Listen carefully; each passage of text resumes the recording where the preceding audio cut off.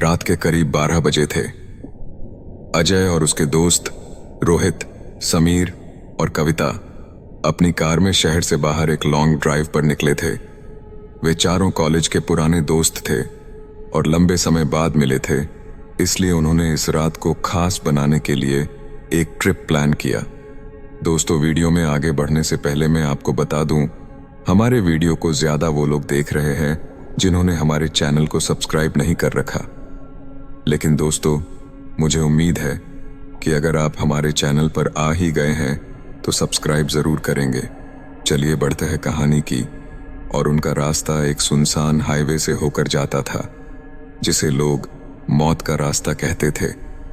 कहा जाता था कि इस हाईवे पर कई दुर्घटनाएं हो चुकी थीं और कई लोग यहां से गुजरते वक्त रहस्यमय परिस्थितियों में गायब हो गए थे। लेकिन चारों दोस्तों को इन बातों पर विश्वास नहीं था।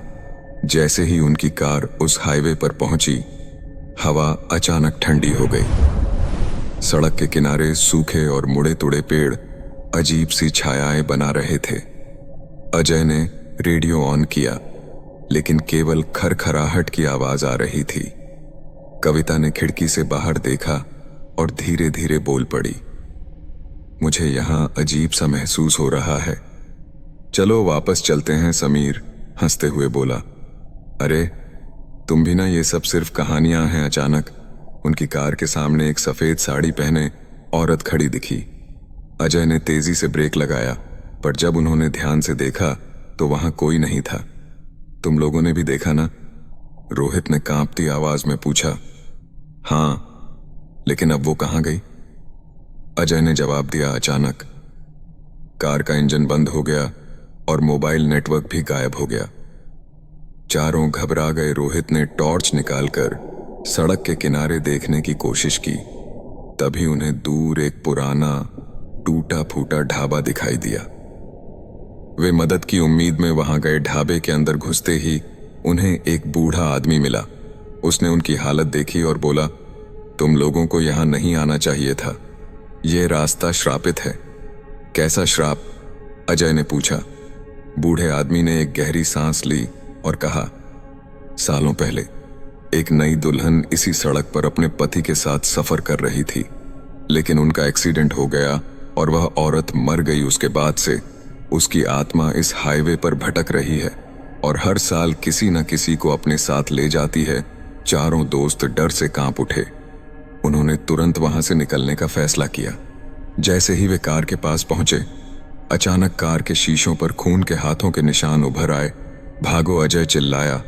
वे सभी तेजी से कार में बैठे और इंजन स्टार्ट करने की कोशिश करने लगे, पर कहीं कार में स्टार्ट नहीं हो रही थी। तभी सफेद साड़ी पहने वही औरत कार के सामने आ गई। उसकी आंखों से खून बह रहा था। कविता जोर से चीखी और बेहोश हो गई। अजय ने किसी तरह हिम्मत जुटाई और गाड़ी चालू करने की कोशिश की। तभी बूढ़े आदमी ने पास आकर गंगाजल छिड़का और वो औरत धीरे धीरे गायब हो गई। कार स्टार्ट हो गई और चारों ने वहां से निकलने में जरा भी देर नहीं की। जब वे शहर पहुंचे तो किसी ने कुछ नहीं कहा। यह सफर उनकी जिंदगी का सबसे भयानक अनुभव बन चुका था। उस दिन के बाद वे कभी उस हाईवे की तरफ नहीं गए, लेकिन हर साल वे 12 बजे रात को उस सड़क की ओर देखते थे और सोचते थे, क्या वह आत्मा अब भी वहां भटक रही होगी? दोस्तों, उम्मीद है कि आपको हमारी कहानी पसंद आई होगी। इसी तरह की कहानियां देखने के लिए हमारे चैनल को सब्सक्राइब करें और बेल आइकन को प्रेस करना ना भूलें।